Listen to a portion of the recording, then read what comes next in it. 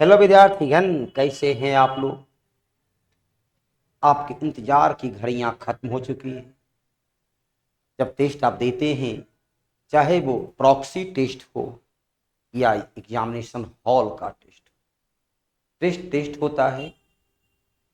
Cricket match का चाहे वो वार्म अप मैच हो या वाकई में मैच हो, मैच की अपनी अहमियत होती है।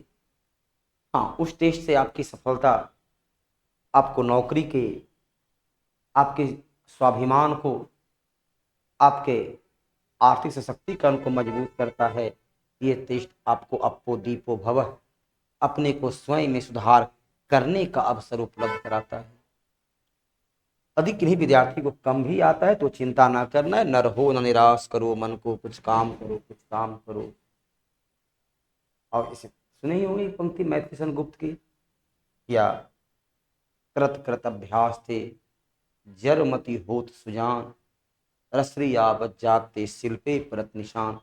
तो ये नहीं है कि आज अधिक नंबर कम आया तो परीक्षा में भी कम आएगा। आप अपने को पूरी तरह से तैयार रखना है। आस निराश के इस बंधन से मुक्ति प्राप्त करना है और केवल लक्ष्य की ओर आगे बढ़िए। प्रश्न को देखिए, प्रश्न आपके सामने है।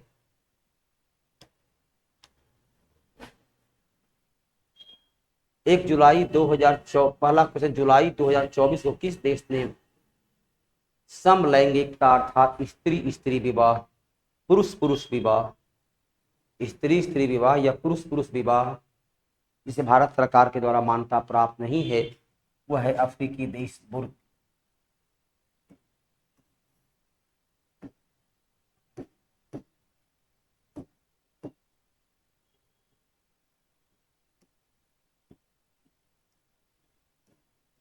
Burkina Faso. और अभी हाल ही में दक्षिण पूर्व एशियाई का देश था थाईलैंड, जिसने समलैंगिक विवाह को स्वीकृति प्रदान किया, मान्यता दी। और बुर्किना फासो ने उसे अवैध घोषित किया, उसे आपराधिक चरित्र घोषित किया। प्राकृतिक नियमों के ये विपरीत है कि स्त्री स्त्री या पुरुष पुरुष विवाह करे। देखिए चलिए, यहाँ दक्षिण पूर्व एशिया का पहला देश जिसने समलैंगिक का को मान्यता दिया वो है थाईलैंड ने इसे मान्यता दिया। इसके अलावा चलिए विश्व में कई ऐसे देश हैं जो मान्यता दे दिया है। वो है ऑस्ट्रेलिया है, न्यूजीलैंड है, फ्रांस है, अमेरिका है। ये कई देश पहले से भी मान्यता दे रखे हैं और थाईलैंड मान्यता दिए। दक्षिण अफ्रीका का विधायी राजधानी, दक्षिण अफ्रीका की 3 राजधानी है। विधायी राजधानी केप टाउन, प्रशासनिक राजधानी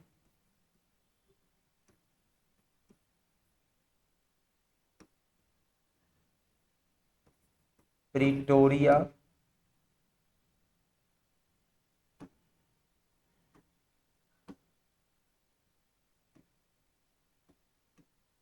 और न्यायिक राजधानी ब्लोफोनिटन, ब्लोमफोनी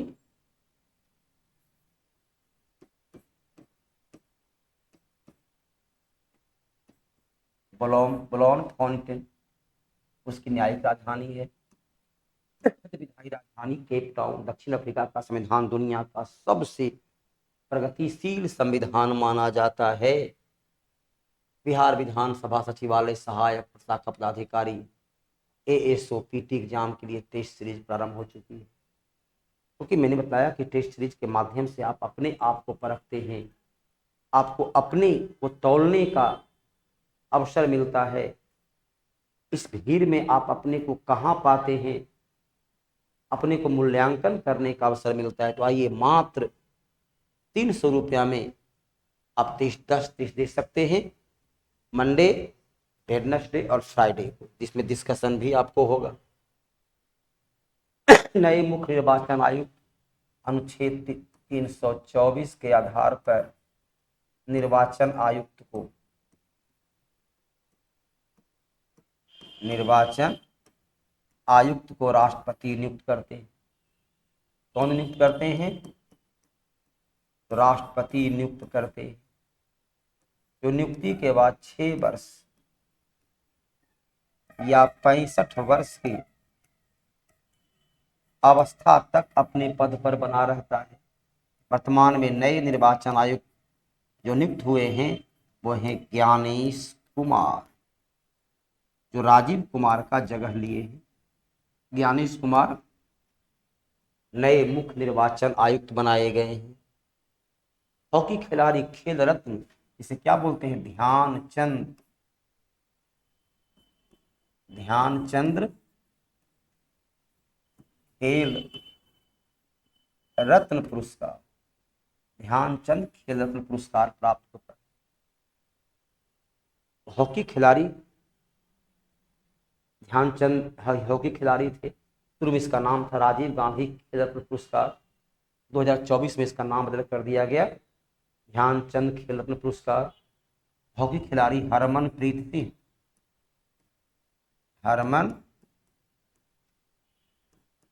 सिंह को 2024 का खेल रत्न पुरस्कार प्राप्त हुआ। और भी प्राप्त हुआ, उसमें मनु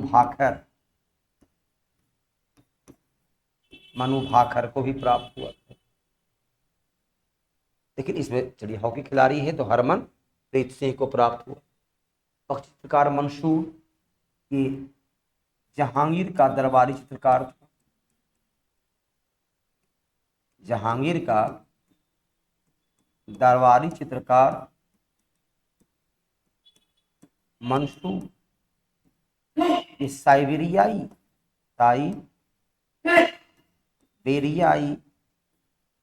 सारस का बड़ा ही फेमस चित्र बनाया था। आपको ज्ञात है कि जहांगीर के दरबार को चित्रकला का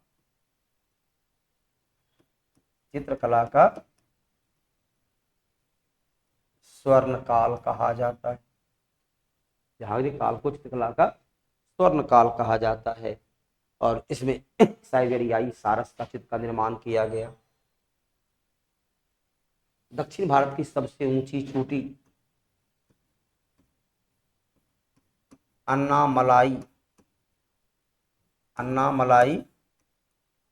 पर्वत, जो पश्चिमी घाट का हिस्सा है।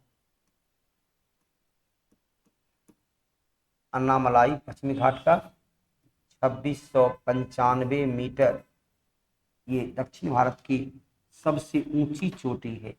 जबकि नीलगिरी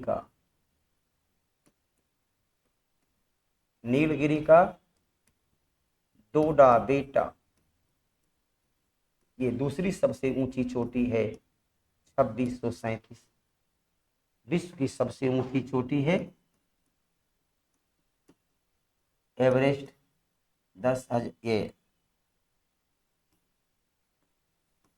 8,848.86 मीटर। भारत की सबसे ऊंची चोटी है K2 8,611 मीटर, है ना। पूछताछ घास का मैदान, अलग अलग देश में अलग अलग घास का मैदान होता है। तो हंगरी में बोलते हैं पूछताछ।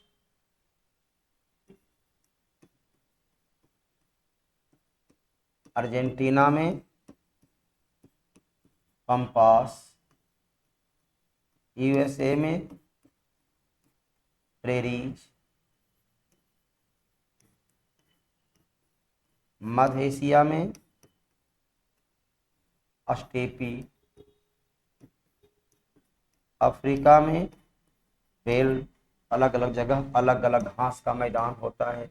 तो पूछताछ बजट प्रस्ताव में बिहार में सबसे अधिक जो खर्च करने का लक्ष्य रखा गया है, उस शिक्षा विभाग में ही सबसे अधिक खर्च करने का लक्ष्य रखा गया है। इसमें 60,964 करोड़ 60,964 करोड़ सरकार खर्च करने जा रही है। तो सबसे अधिक खर्च जो है वो शिक्षा विभाग का सबसे अधिक खर्च है। अलग अलग राज्य में उच्च न्यायालय की स्थापना अलग अलग हुई। अनुच्छेद 241 के आधार पर केंद्र शासित प्रदेश दिल्ली में केंद्र शासित प्रदेश दिल्ली में 1966 में उच्च न्यायालय की स्थापना हुई। जैसे सबसे पहला उच्च न्यायालय जो है 1862 में कलकत्ता, बम्बई और मद्रास में हुआ था। 1916 में पटना उच्च न्यायालय की स्थापना की गई थी। तो कब हुआ? 1966 में। बिहार में कुल कितने नगर निगम हैं? बिहार में 19 नगर निगम, 19 नगर निगम बिहार में। इसमें सबसे पहला है पटना, इसकी स्थापना 1952 में हुई।